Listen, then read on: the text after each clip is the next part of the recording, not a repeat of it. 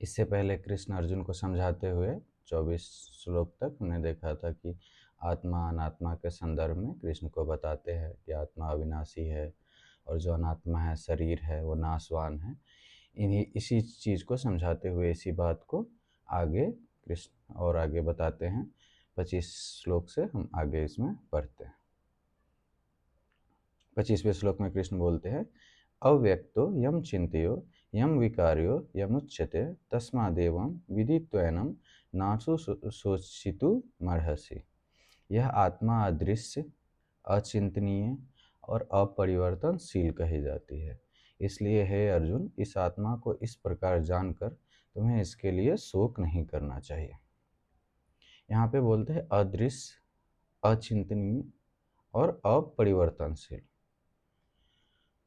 ये जो शरीर है, जो जीव है, वो 3 तलों पे है, स्थूल शरीर, सूक्ष्म शरीर और कारण शरीर। स्थूल शरीर जो हमारा शरीर है, हाथ पैर बाहर की वस्तुओं से जिसका संपर्क होता है उसे हम स्थूल शरीर बोलते हैं। जैसे आंखें बाहर देख रही है, ये सारी चीज़ें, त्वचा हवा को महसूस करती है, सुख दुख बाहरी, वो स्थूल शरीर का है। उसके पीछे है सूक्ष्म शरीर, ज्ञानेंद्रियाँ, कर्मेंद्रियाँ, बुद्धि, मन, ये सारी चीज़ें सूक्ष्म शरीर है। और फिर इसके पीछे है कारण शरीर। कारण शरीर का मतलब होता है जो हमारा स्वभाव है। स्वभाव जो है वो कार्य कारण से चलता है, जो कर्म का सिद्धांत है। अभी कुछ हुआ, उसका कुछ फल होगा, वो फल फिर आगे जाके कारण बनेगा। ऐसे हमारी स्वभाव, जो हमारी वृत्ति बनी है, वो चित्त और मन से भी पीछे है। तो कृष्ण बोलते हैं कि अव्यक्त है, अदृश्य है। अदृश्य कहने का मतलब कि स्थूल शरीर के पकड़ में आत्मा नहीं आती।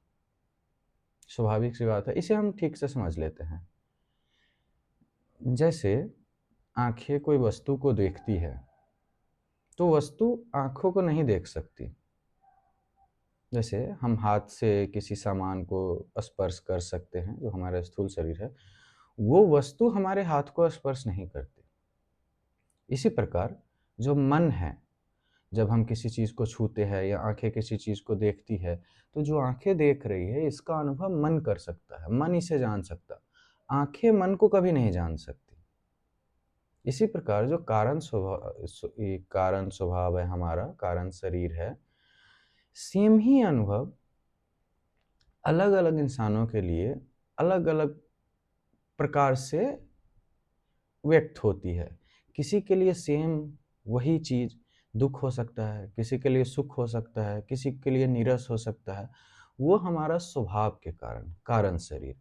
तो जो कारण शरीर है वो इंद्रियों को, मन को, स्थूल शरीर को देख सकता है, लेकिन जो हमारा स्थूल शरीर है वो कारण शरीर को नहीं देख सकता। तो कृष्ण बोलते हैं इन तीनों के परे है आत्मा, स्वाभाविक रूप से, क्योंकि इन तीनों के पीछे है। तो इसलिए कृष्ण यही बता रहे हैं कि इन तीनों के पकड़ में नहीं आ सकता, इसलिए तुम शोक मत करो इस प्रकार इस आत्मा को जानकर। क्यों? क्योंकि जो इन तीनों के संपर्क में ही नहीं आ सकता, उसकी हानि क्या होगी, उसे मरने मारने की बात ही क्यों करनी। क्योंकि कृष्ण अभी तक वही समझा रहे अर्जुन को। अर्जुन का जो विषाद था कि ये लोग जो हमारे परिजन हैं, सगे संबंधी है, ये अगर मर जाते हैं तो मेरे हाथों ऐसा होता है तो मुझे पाप लगेगा, हानि होगी। तो इसलिए कृष्ण आत्मा का रहस्य अभी भी उसे बताने की कोशिश कर रहे हैं। ये ज्ञान मार्ग का हिस्सा है। तो ये तीनों, स्थूल शरीर, कारण शरीर और जो इंद्रियों का विषय है सूक्ष्म शरीर, इसके पकड़ में नहीं आता, ये बताते हुए फिर आगे बढ़ते हैं कृष्ण। आगे के श्लोक से हम देखते हैं 26वें और 27वें श्लोक को। कृष्ण बोलते हैं, अथ चैनम नित्य जातम नित्यम वा मन्यसे मृतम तथापि त्वं महाबाहो नैवं सोची तुमर्हसि। बोलते हैं कि हे महाबाहो, यदि तुम इस आत्मा को नित्य जन्म लेने वाली और नित्य मरने वाली मानते हो, तब भी तुम्हें इस प्रकार शोक करना उचित नहीं है। फिर आगे 27वें श्लोक में बोलते हैं, जातस्य ही ध्रुवो मृत्यु ध्रुवम जन्म मृतस्य च तस्मादपरिहार्य न त्वम सोची तुम अर्हसि। क्योंकि जन्मे हुए की मृत्यु निश्चित है और मरे हुए का जन्म निश्चित है, इसलिए जो अटल है उस विषय में तुम्हें शोक नहीं करना चाहिए। अभी तक कृष्ण क्या कर रहे थे कि अर्जुन को ब्रह्म ज्ञान देने की कोशिश कर रहे थे, उसे समझाने की कोशिश कि आत्मा क्या है, अनात्मा क्या है। अब कृष्ण अर्जुन के तल पे उतर के वो बुद्धि की बातें कर रहा था, शास्त्र की बातें उठा रहा था, तर्क की बातें। अब उसके तल पे उतर के उसे समझाने की कोशिश करते हैं। तो ऐसा देखने में लग सकता है कि कृष्ण पहले अर्जुन को मूर्ख बोल रहे थे, नपुंसक बोल रहे थे, तो ये ठीक नहीं था, लेकिन अभी महाबाहो बोल रहे तो बड़ा सम्मान कर रहे। लेकिन ये विपरीत है। कृष्ण जब ऐसे बोल रहे थे तो अपने तल से बोल रहे थे, कोशिश कर रहे थे उसे उठाने की। अब कृष्ण अर्जुन के तल पे आके बातें कर रहे हैं। वो बोल रहे हैं कि अगर तुम ऐसा मानते हो कि आत्मा मर ही जाती है तो भी शोक करने योग्य नहीं है। इसे ठीक से समझ लेते हैं। क्योंकि अगर सब खत्म ही हो जाता है तो फिर दुख का कोई कारण नहीं, फिर दुख कौन करेगा। मृत्यु का हमें भय है। सुकरात के संबंध में कहानी है, जब उसे जहर दिया जा रहा था तो लोग उससे पूछे कि आपको कोई डर नहीं है, कोई चिंता नहीं है। सुकरात बोलता है कि मैं कुछ नहीं जानता, लेकिन दो ही संभावना है, या तो मरने से मैं मर ही जाऊंगा, या तो मरने के बाद मैं वैसा का वैसा रह जाऊंगा। अगर मैं मरने के बाद मैं बच ही गया तो चिंता का कोई कारण नहीं, और मरने के बाद अगर मैं मर ही जाता हूं तो फिर दुख होगा किसे। कौन जानेगा कि मैं मर गया, कौन इस बात का दुख करेगा। जब तक मैं मरा नहीं तब तक तो मरा ही नहीं हुआ, मरने के बाद मैं हूं ही नहीं तो दुख किसे होगी, तो चिंता की बात ही क्या है। तो कृष्ण अब ऐसी बातें कर रहे हैं। इससे कृष्ण ये नहीं बोल रहे, कृष्ण अपने तल से नहीं बोल रहे, ये बोल रहे कि अगर ऐसा तुम मान भी लेते हो। अभी तक कृष्ण जानने की बात कर रहे थे कि तुम आत्मा को जानो, जानना शब्द उपयोग में ला रहे थे। अब बोलते अगर तुम ऐसा मान भी लेते हो कि सब मर ही जाता है तो शोक करने का कोई कारण नहीं, फिर किसे दुख होगा। और फिर आगे के 27वें श्लोक में बोलते हैं कि जो निश्चित ही है कि जनता है और मरता है, उसके लिए तुम्हें शोक क्यों करना, क्योंकि वो तो निश्चित ही है, तुम बस निमित्त मात्र हो। जो होना ही है उसके लिए तो हम कभी दुख नहीं करते। जैसे सूर्य अगर उदय हुआ है और शाम को अस्त हो ही जाएगा तो ये कोई विषाद का कारण नहीं। जो होना ही है, जिसका होना निश्चित है, उसके लिए शोक करने का क्या अर्थ है। तो कृष्ण अर्जुन के ही भाषा में उसे समझाने के, उसी के तर्क से, जो वो बोल रहा था कि ये लोग मर जाएंगे, जो उसका विषाद था, उसी के तर्क से बोल रहे अगर जो तुम बोल रहे वो सच भी है तो दुख का इसमें कारण कहाँ है, चिंता की क्या बात है इसमें। तो कृष्ण ये दो बातें इसे समझाते हैं। फिर आगे हम 28वें श्लोक में देखते हैं। अव्यक्तादीनि भूतानि व्यक्त मध्यानि भारत अव्यक्ता निधान्यन्वे तत्र का परिदेवना। हे भारत, अब कृष्ण से बड़े सम्मान से बात कर रहे हैं। हे भरत अर्जुन, सभी प्राणी जन्म से पहले अप्रकट अदृश्य होते हैं, जीवन काल में प्रकट होते हैं और मृत्यु के बाद फिर से अप्रकट हो जाते हैं। ऐसी स्थिति में विलाप करने से क्या होगा, क्या कारण है विलाप करने का। एक और चीज हम देखते हैं, जब ज्ञानी अपने तल से बात करता है तो अज्ञानी को उसकी बातें कठोर लगेंगे ही लेकिन अगर वो समझ नहीं पा रहा तो अक्सर ऐसा होता है, जब भी कोई ब्रह्म ज्ञानी, बुद्ध जैसे लोग, कृष्ण जैसे लोग बोले हैं तो पहले सीधी बात करते हैं। अगर सामने वाला नहीं समझ पा रहा लेकिन फिर भी अगर वो समर्पित है, समझने को उत्सुक है, तो करुणावश वो नीचे आके बात करने की कोशिश करते हैं कि क्या ये समझ सकता है, टाल मटोल के देखते हैं। वही कृष्ण कर रहे हैं, तरह तरह से इसे समझाने की कोशिश कर रहे हैं। पहले आत्मा का गूढ़ रहस्य सांख्य ज्ञान दे रहे थे, अभी फिर तर्कों से इसे काटने की कोशिश कर रहे थे। इसमें बोलते हैं कि सभी प्राणी अप्रकट होते हैं जन्म से पहले, और जीवन काल में प्रकट है और मृत्यु के बाद फिर से अप्रकट हो जाते हैं। ऐसी स्थिति में विलाप करने का क्या कारण है। कहने का तात्पर्य है कि जो पहले भी नहीं था और बाद में भी नहीं हो जाएगा और बीच में बस है, उसके लिए शोक क्यों करना। इसे हम थोड़ा ठीक से समझते हैं। जो पहले भी नहीं था और जो बाद में भी नहीं है, वो बीच में भी कैसे हो सकता है? अज्ञान का शुरुआत और अंत ये हमें कभी पता नहीं चलता, इसीलिए ये माया है। जिसका शुरुआत ही नहीं हुआ वो बीच में कैसे है, और फिर उसका अंत भी कैसे होगा? जब आप स्वप्न में होते हैं तो कभी आप स्वप्न का शुरुआत नहीं जान सकते, कब शुरू हुआ था। किसी भी चीज़ का जीवन में हमें किसी को नहीं मालूम कि ये जो होश है, जो मैं है, वो शुरू कब हुआ था। किसी भी अज्ञान का शुरुआत का पता नहीं होता। इसीलिए बहुत सारे पैराडॉक्सिकल, विरोधाभासी चीज़ें होती है जब भी हम समझने जाते हैं माया को। एक कहावत है कि पहले अंडा है या मुर्गी, अब पता नहीं कर सकते। संसार कैसे आया, किसने बनाया, इसका कोई जवाब नहीं हो सकता। अगर कोई बोले कि परमात्मा ने बनाया, तो फिर परमात्मा को किसने बनाया? उसे किसी ने बनाया तो फिर उसको किसने बनाया? इसका कोई जवाब नहीं हो सकता। माया का कभी शुरुआत नहीं होता।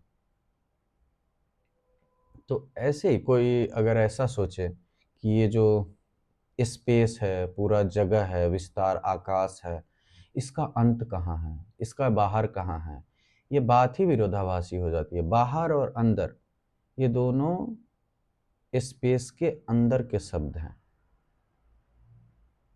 स्पेस के बाहर क्या है, बात ही मूर्खता की है। समय से पहले क्या था, पहले बाद समय के भीतर का शब्द है।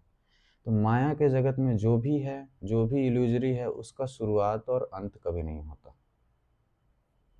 तो यही कृष्ण समझाते हैं कि, लेकिन अर्जुन की भाषा में वो बोलते हैं जो पहले भी नहीं था, बाद में भी नहीं होगा, बस अभी जीवन काल में प्रकट होता है। वो बोलते हैं प्रकट होता है, ऐसा नहीं कि जीवन काल में है। जैसे अगर हम इस संसार को सत्य भी माने और फिर इसके भीतर का उदाहरण देखें, जैसे आपकी परछाई बनती है, वो पहले भी नहीं था, अभी 2 क्षण बाद नहीं हो जाएगा। तो क्या बीच में वो हो सकता है? बीच में भी वो नहीं है, बस वो आभास होता है, प्रकट होता है। तो कृष्ण समझा रहे हैं कि जो नहीं हो जाना जिसका तय है और जो कभी था भी नहीं, इसके लिए तुम क्यों शोक कर रहे हो? ये बस प्रकट हो रहा है, ये बस भास रहा है, ये बस अपीयर हो रहा है, अपीयरेंस है, भ्रम है। ये कहते हुए कृष्ण फिर आगे बताते हैं, आश्चर्यवत् पश्यति कश्चिदेदन्माश्चर्यवद्वदति तथैव चान्यः आश्चर्यवच्चैनमन्यः शृणोति श्रुत्वाप्येनं वेद न चैव कश्चित्। कोई इस आत्मा को आश्चर्य के रूप में देखता है, वैसे ही कोई इसे आश्चर्य के रूप में वर्णन करता है, और अन्य इसे आश्चर्य के रूप में सुनते हैं, और सुनकर भी कोई इसे वास्तव में नहीं जानता। ये चीज़ हम पहले ही अभी चर्चा किए थे। आश्चर्य के रूप में देखता है। क्यों आश्चर्य के रूप में देखता है? क्योंकि इसे देखा ही नहीं जा सकता। देखना तो वस्तु को जा सकता है, इंद्रियां देखती, आंखें देखती, हमारा स्थूल शरीर इंद्रियों, सूक्ष्म शरीर और कारण शरीर के ये पीछे है। जो पीछे होता है उसे आगे वाला नहीं देख सकता, विषय को वस्तु नहीं देख सकता, कभी दृष्टा को दृश्य नहीं देख सकता। जैसे सांसारिक वस्तुएं आपके इंद्रियों का आभास नहीं कर सकती, आपकी इंद्रियां सांसारिक वस्तुओं का आभास करती है, उसको अनुभव के रूप में ले पाती है। यहाँ पे दृष्टा ये है, दृश्य ये है। तो कभी ये उल्टा नहीं हो सकता। आंखें कभी मन को नहीं देख सकती, मन कभी स्वभाव को नहीं देख सकता। इसी प्रकार कृष्ण बोलते हैं कि आश्चर्य रूप में देखते हैं। तो एक ही आश्चर्य का मतलब है जिसे देखा नहीं जा सकता, तो उसे हम आश्चर्य के रूप में ही देखेंगे, उसे आश्चर्य के रूप में ही वर्णन करेंगे। अर्थात कि उसे वर्णन नहीं कर सकते, जो शब्दों के परे है। उसे आश्चर्य का मतलब ही होता है जो हमारे समझ के परे हो। तो वही कृष्ण बोलते हैं कि कोई इसे आश्चर्य के रूप में देखता है, कोई इसे आश्चर्य के रूप में वर्णन करता है, अन्य इसे आश्चर्य के रूप में सुनते हैं, और सुनकर भी कोई इसे वास्तव में नहीं जान पाता। स्वाभाविक रूप से जो देखा ही नहीं जा सकता, सुना ही नहीं जा सकता, उसे सुनकर आप जानेंगे कैसे?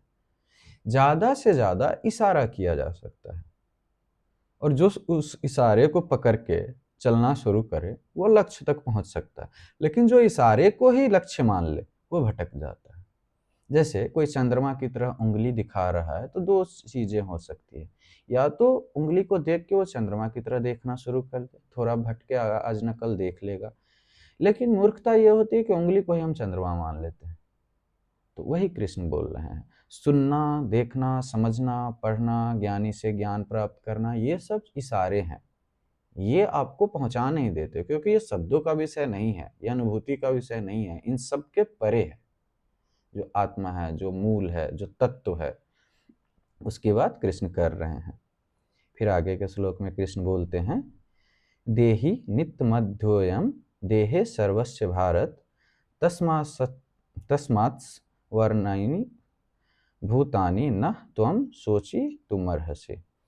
हे भारत अर्जुन, शरीर में निवास करने वाला यह आत्मा हमेशा अवध्य है, इसलिए तुम्हें किसी भी प्राणी के लिए शोक नहीं करना चाहिए। कृष्ण बार बार समझाने की कोशिश कर रहे हैं अर्जुन को। अब बोलते हैं कि ये जो आत्मा है इसका तो वध नहीं हो सकता। वध क्यों नहीं हो सकता? क्योंकि वध उसी का हो सकता है, उसी चीज का नष्ट हो सकता है जो संसार में है, जो स्थूल पदार्थ है। हम इसे ऐसे समझते हैं कि जो स्थूल पदार्थ है और हमारी इंद्रियां हैं, तो आंखें एक है और इसके दृश्य जो है, दृष्टा एक है, दृश्य अनेक है। दृष्टा के संबंध में आंखें शाश्वत है, सॉरी, दृश्य के संबंध में दृष्टा, आंखें शाश्वत है वस्तु के संबंध में, क्योंकि वस्तुएं अनेक हो सकती है और आंखें एक है।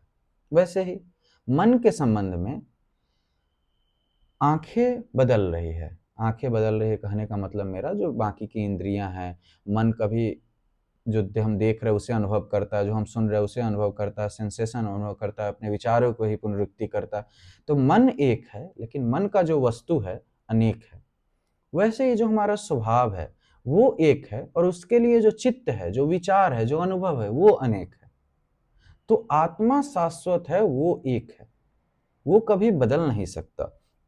कृष्ण उसी को इसमें बोल रहे हैं कि हे अर्जुन, ये अवध्य है, इसका वध नहीं हो सकता, क्योंकि ये, पहली तो बात, ये बदल नहीं सकती, और दूसरी बात कि ये इंद्रियों के, अभी हमने समझा कि कारण शरीर, सूक्ष्म शरीर और स्थूल शरीर, इन सब के परे है, इन सब के पीछे है, तो वध होगा कैसे? वध होना, बदलाव होना, ये सारी चीजें इन तीनों शरीर का भाग है। इन माया के विषय में ही, माया के जगत में ही ये हो सकता है, जो इन सब के परे है, जो विचारों के पकड़ में नहीं आ सकता, स्थूल शरीर के पकड़ में नहीं आ सकता, कारण शरीर के पकड़ में नहीं आ सकता, उसका वध कैसे होगा, उसमें बदलाव कैसे होगा? नित्य शाश्वत है। तो यही बोल के कृष्ण यहाँ पे खत्म करते हैं, बोलते हैं कि तुम्हें शोक नहीं करना चाहिए। यहाँ तक 11वें श्लोक से 30वें श्लोक तक कृष्ण क्या कर रहे हैं कि दृष्टा जो आत्मा है और अनात्मा जो शरीर है और संसार है, इसके बीच में भेद दिखाने की अर्जुन की कोशिश कर रहे हैं। क्योंकि कर्म योग, भक्ति योग, या किसी भी प्रकार का योग, या जीवन में सुख से जीने के लिए, या कुछ भी करने के लिए, इन दोनों में भेद को समझ लेना पहला चरण है। क्योंकि अगर ये भेद हमें स्पष्ट नहीं है तो हम चीजों से बंधते चले जाते हैं। जो आज हुआ वो अगले 20 साल तक हमें प्रभावित करते हैं, हमारे मस्तिष्क में जगह बना के रखता है। जो कभी हुआ था, अनुभव हमने किया था, वो अनुभव की छाप पड़ी रहती है। तो इंसान समय के साथ मृत होता जाता है, उसकी संवेदनशीलता खत्म होती जाती है, उसके जीवन में दुख बढ़ते जाता है। और अगर इंसान जो कर रहा है, जो वर्तमान में है, उसी में संलग्न है, उसमें संलग्न होने के लिए ये एक प्री कंडीशन है, पूर्व ये एक कंडीशन है यहाँ पे, कि जो पहले की चीजें थी वो हमारे चित्त को जकड़े ना रहे। और उसके लिए ये जरूरी है कि आत्मा और अनात्मा का भेद समझना, तभी हम किसी चीज को छोड़ सकते हैं। ये ऐसी बात है कि जो मरने को तैयार है वही जी भी सकता है। हर क्षण हम मर रहे हैं उस अनुभव से, और नया अनुभव आ रहा है। ऐसा समझे कि बीज अगर मरने को तैयार ना हो तो उसमें वृक्ष कैसे होंगे, कोपले कैसे फूटेंगे? क्योंकि जब वृक्ष बनता है तो बीज का मृत्यु हो जाती है। तो जो बदलाव को स्वीकार नहीं करता, जो अनुभवों को अपने पकड़ के रखना चाहता है, अपने सुख दुख, अपनी चीजों को, व्यवस्थाओं को, वो जीवन से वंचित रह जाता है। जी वही सकता है जो मरने को तैयार हो हर क्षण, क्योंकि हर क्षण पिछले क्षण की मृत्यु होती है और अगला क्षण आता है, लेकिन हम पिछले क्षण को छोड़ना नहीं चाहते। इसीलिए आत्मा अनात्मा का भेद समझाना सबसे पहले ज़रूरी है, क्योंकि आत्मा और अनात्मा को जो हम एक समझते हैं, तो जो हमारे इंद्रियों का विषय है, जो हमारा अनुभव है, उसको हम अपने साथ तादात्म्य कर लेते हैं, फिर हम उसे छोड़ नहीं पाते। जब हम उसे भेद देखते हैं, तब आत्मा स्वतंत्र है। पिछले क्षण को छोड़ने के लिए, पिछले क्षण के लिए मृत होने के लिए, तभी हम जी सकते हैं, तभी हम वर्तमान में जी सकते हैं। इसलिए सबसे पहले कृष्ण आत्मा अनात्मा के संबंध में इतनी सारी बातें बोलते हैं।